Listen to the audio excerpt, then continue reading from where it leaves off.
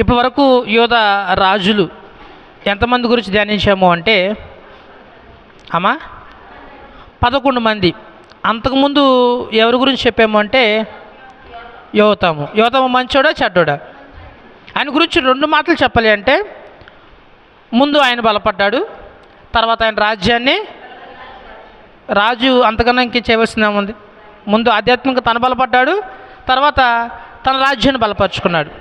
ప్రాకారాలే కానీ, పట్టణాలే కానీ, బావులే కానీ, వ్యవసాయమే కానీ, సైన్యమే కానీ అన్ని రకాలుగా తన రాజ్యాన్ని బలపరుచుకున్నాడు.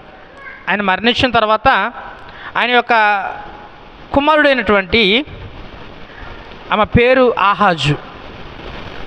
2 దినవృత్తాంతాల గ్రంథము 28వ అధ్యాయము, 2వ దినవృత్తాంతాల గ్రంథము 28వ అధ్యాయము మొదటి వచనం నేను చదువుతున్నాను చూడండి. ఆహాజు ఏలనారంభించినప్పుడు 20 సంవత్సరములు వాడై యెరూషలేములో 16 సంవత్సరములు ఏలెను. ఆయన ఎటువంటి వాడు? మనం రాజు గురించి చెప్తే ముందుగా మనం మాట్లాడేది ఏంటి అంటే ఆయన మంచోడా చెడ్డోడా? తండ్రి మంచివాడే, రాజ్యాన్ని మంచిగానే పరిపాలించాడు, ఆయన ఆధ్యాత్మికంగాను బలపడ్డాడు. మరి ఈయన పరిస్థితి ఏంటి? ఈయన 20 సంవత్సరాల వయసులో రాజు అయ్యాడు. తక్కువ వ్యవధే, 16 సంవత్సరాలు మాత్రమే రాజు అయ్యాడు. ఈయన గురించి రాయబడినటువంటి మాట, అతడు తన పితరుడైన దావీదు వలె యెహోవా దృష్టికి యథార్థముగా ప్రవర్తించలేదు. మీకు అర్థమైపోయింది ఈయన ఎవరో అంటే ఇప్పటి వరకు మనము ధ్యానించినటువంటి ఇశ్రాయేలు ఎవరనివ్వండి, యోధావారు ఎవరనివ్వండి, రాజులందరిలోనూ చెడ్డోడు ఈయనే. అందరూ చేసిన తప్పులన్నిటినీ మిక్సీలో వేసి గ్రైండ్ చేస్తే ఈయన వస్తాడనమాట. అందుకే ఈయన గురించి అసలు మొట్టమొదటగానే రాయబడిన మాట, ఈయన ఎవరై అంటే తన పితరుడైన దావీదు వలె యెహోవా దృష్టికి యథార్థముగా ప్రవర్తింపలేదు. ఆయన ఏం తప్పులు చేశాడు అనేది మనము కొద్దిగా పరిశీలన చేద్దాం. ఆయన ఎటువంటి వాడో కొద్దిగా పరిశీలన చేద్దాం.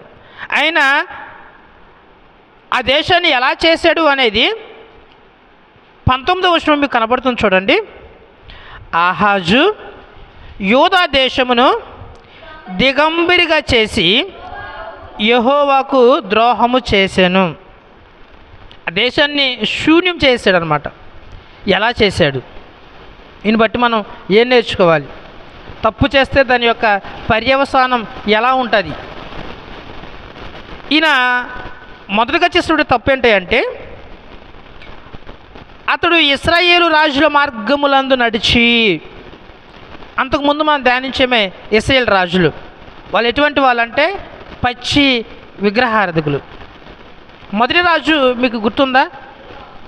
యెరోబాము చేసినట్టుగా యెరోబాము ఏం చేశాడు అంటే పోత విగ్రహాలు చేశాడు. అందరూ దాన్నే పూజించమని చెప్పాడు. ఈయన రాజైనా సరే, యోధా రాజైనా సరే, ఈయన ఎలా ప్రవర్తించాడు అంటే అతడు ఇశ్రాయేలు రాజుల మార్గమునందు నడిచి బయలుదేవత రూపములుగా పోత విగ్రహములను చేయించాడు. కేవలం విగ్రహాలు చేయించడం మాత్రమే కాదు, ఆయన యెహోవా తోలివేసిన జనముల హేయక్రియల చొప్పున తన కుమారులను అగ్నిలో దహించెను. ఎంత దుర్మార్గమో చూడండి. ఈ తప్పు ఇశ్రాయేలు కూడా చేయలేదు. ఏం చేశాడమ్మా? తన కుమారుల్ని అగ్నిలో నడిపించడం అంటారే, అగ్నిలో నడిపించారు. అక్కడితో ఆగిపోలేదు. అతడు ఉన్నత స్థలములోను కొండల మీదను ప్రతి పచ్చని చెట్టు క్రిందను బలులు అర్పించుచు ధూపం వేయచ్చు వచ్చాను. ఎక్కడ పచ్చని చెట్టు ఉంటే ఆ చెట్టు కింద, అంటే విగ్రహారాధన జనానికి అంత దగ్గర చేశాడని అర్థం. ఈ విధంగా విగ్రహారాధన మనుషులందరి దగ్గరికి తీసుకురావటం వల్ల దేవుడే యోధా వారిని ఎవరి చేతికి అప్పగించారు అంటే సిరియా రాజు చేతికి అప్పగించారు. సిరియా రాజు మొత్తం అందరిని చెరపట్టుకుని దమస్కు తీసుకువెళ్ళిపోయాడు. తర్వాత ఇశ్రాయేల్ రాజుకు అప్పగించాడు. మీరు తర్వాత ముందుకు వెళ్తే ఫిలిప్తీయుల రాజుకి అప్పగిస్తారు, ఇంకొంచెం ముందుకు వెళ్తే పర్షియా రాజుకి అప్పగిస్తారు. ఈ విధంగా ఎవరికి కావాలంటే వాళ్ళకి దేవుడు వారిని అప్పగించేశాడు.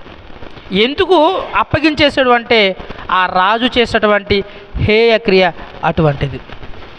విగ్రహారాధన ప్రజలందరికీ దగ్గరకు తీసుకొచ్చాడు. సిరియానీలు ఓడించడం గొప్ప కాదు, సహోదరులైనటువంటి ఇశ్రాయేలీయులు, అంతే కదా. యోధా వారికి ఇశ్రాయేలు ఏమవుతారు? సహోదరులే కదా. ఆ మాట బైబిల్లో రాయబడి ఉంటుంది. 8వ వచనం చూడండి. ఇదియుగాక ఇశ్రాయేలు వారు తమ సహోదరులైన వీరుల నుండి స్త్రీలనేమి కుమార్తెలేమి 2 లక్షల మందిని చెరపట్టుకుపోయారు. సహోదరులు అనేటువంటి ఇశ్రాయేలు వారే, చిన్నపిల్లలు కాదు, పురుషులు కాదు, స్త్రీలు కాదు, ప్రతి ఒక్కరిలో 2 లక్షల మందిని తీసుకెళ్ళిపోయారు. ఇశ్రాయేల్ రాజు యోధా వారిని ఎంతమందిని చెప్పాడంట? 1,20,000 మందిని, 1,20,000 మందిని. సొంత సహోదరులే. అంటే దేవుడు వారిని అలా అప్పగించేశాడు. అప్పగించిన విధానం కూడా ఎంత క్రూరంగా ఉంటుందంటే, ఇదంతా ఎప్పుడు జరిగిందంటే ఒకే రోజు. ఒకరోజు ఎంతమందిని చంపారు అంటే 1,20,000 మందిని చంపారు. అదియుగాక ఎంతమందిని? 2 లక్షల మందిని చెరపట్టుకుపోయారు. ఒక్క రోజులో దేశాన్ని ఏం చేశారు? దిగంబరులుగా చేశారు. అంతే, సొంత సహోదరులకు అప్పగించారు.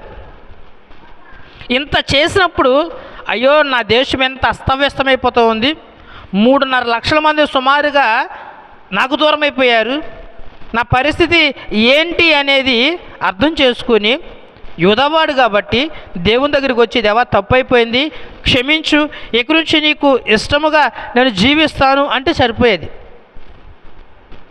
ఎప్పటికీ దేవుని దగ్గరికి రాల. 16 వచనం చదువుతాను చూడండి. ఆ కాలం ముందు ఎదోమీయులు మరలా వచ్చి యూదా దేశమును పాడు చేసి కొందరిని చెరపట్టు. ఇప్పుడు దాకా ఎంతమంది చెరపట్టారు?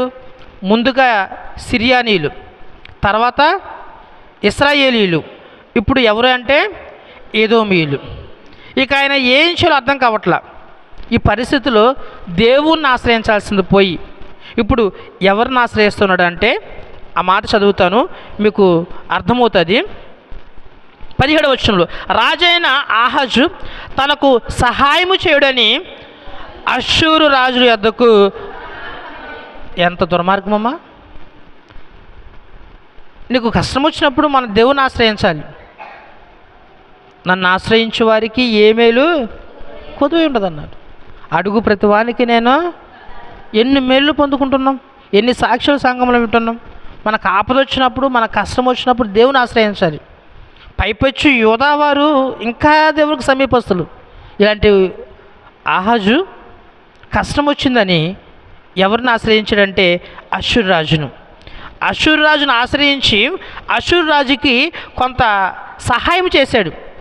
నాకు సహాయం చేయండి, ఎదోమీలు వస్తూ ఉన్నారు, ఇశ్రాయేలు వస్తూ ఉన్నారు, సిరియానీలు వస్తూ ఉన్నారు, నాకు సహాయం చేయండి అని సహాయం అర్థించడానికి ఎక్కడి నుంచి డబ్బు తీశాడంటే చర్చిలోంచి డబ్బు తీశాడంట.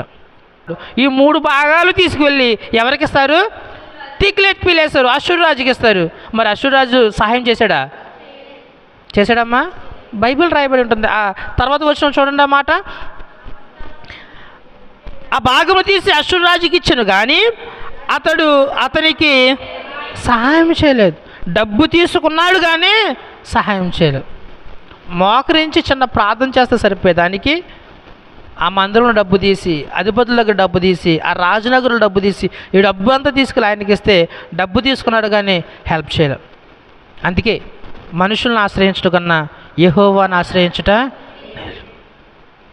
పైగా ఇశ్రాయేలు కోసము, సొంత సహోదరుల కోసము అన్యులైనటువంటి రాజుల దగ్గరికి హెల్ప్ కోసం వెళ్ళాడంట. ఎంత దుర్మార్గమో చూడండి.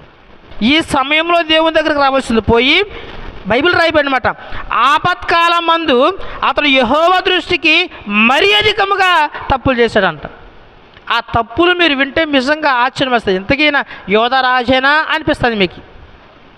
దేవునికి ఎంత కోపం రప్పించాడు అంటే, దేవునికి ఎంత కోపం వచ్చి ఉంటుందంటే, ఒక 3 మాటలు చెప్తాను చూడండి. అందులో ఏం చేశాడు అంటే అతను 23వ వచనంలో, సిరియా రాజుల దేవతలు వారికి సహాయం చేయుచున్నవి కనుక వాటి సహాయం నాకును కలుగునట్లు నేను వాటికి బలి అర్పించదని అనుకొని తన్ను ఓడించిన దమస్కు రాజు వారి దేవతలకు బదులు అర్పించెను.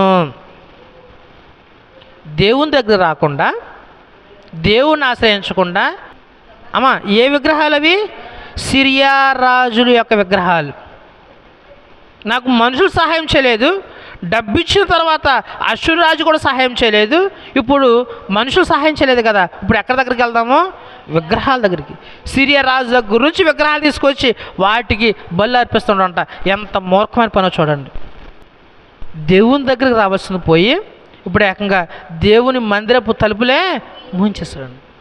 దేవుని పరిశుద్ధాలయం ఉన్నటువంటి ఉపకరణాలన్నిటినీ ముక్కలు చేసి వాటిని ఆ దేవతలకు బలి అర్పించడానికి ఉపయోగించాడంట. అంత చేశాడు, ఓకే.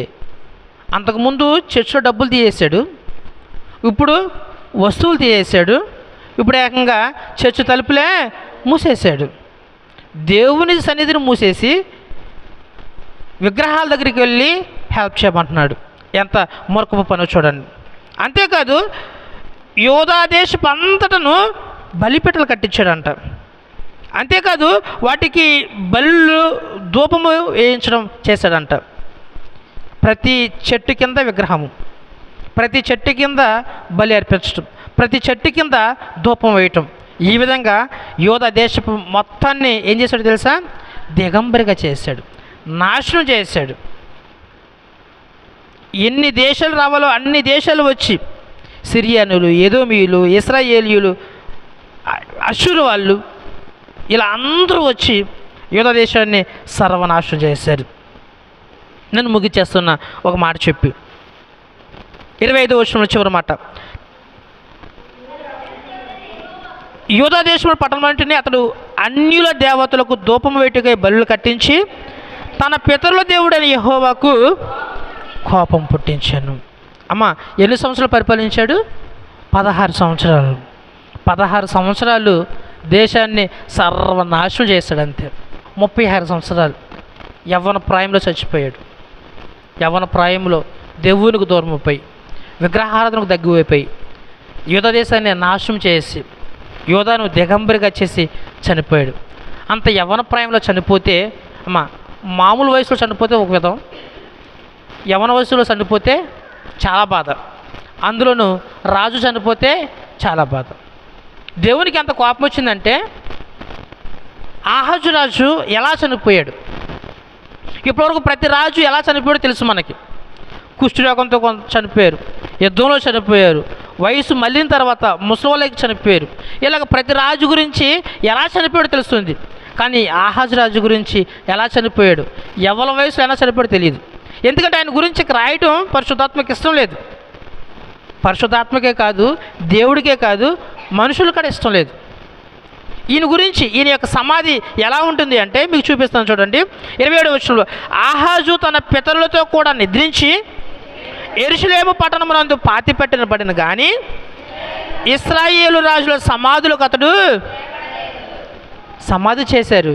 కానీ రాజుల మధ్య ఏం నేర్చుకోవచ్చు? ఆహాజును బట్టి. ఆహాజుకి దేవుడు అవకాశాన్ని ఇచ్చాడు, బులంతా ఆయుష్నిచ్చాడు. రాజుకు అవకాశం ఇచ్చాడు, ఆయుష్ ఇచ్చాడు. అవకాశాన్ని చేజార్చుకున్నాడు, ఆయుష్ను చేజార్చుకున్నాడు, అనిపించుకొని చనిపోయాడు. ఈ మధ్యలో ఒక ప్రవక్త కూడా పంపించారు, ఎవరి మాట వినలేదు. కష్టం వచ్చినప్పుడు దేవుని ఆశ్రయించలేదు. ఎక్కడెక్కడో ఉన్నటువంటి దేవతలు, అక్కడికి వెళ్తే మేలు జరిగిద్ది, ఇక్కడికి వెళ్తే మేలు జరిగిద్దని ఎంతమంది వెళ్ళట్లేదు? ఈయన కూడా అలాగే. ఆ విగ్రహాలు అయితే నాకేమైనా మేలు చేస్తాయేమని ఎక్కడో సిరియా దేశపు దమస్కు నుంచి విగ్రహాలు తెచ్చుకుని వాటిని పూజించాడు తప్ప నీ దేవుని దగ్గరికి వెళ్ళి మోకరించి ఒక్క ప్రార్థన చేస్తే దేవుడే తన దూతను పంపించేవాడు. ఏకంగా చర్చు తలుపులో మోసాడు, డబ్బులు తీయేశాడు, వస్తువులు తీయేశాడు, చర్చిని మోయేశాడు, ప్రతి చెట్టు కింద ఒక విగ్రహాన్ని పెట్టాడు.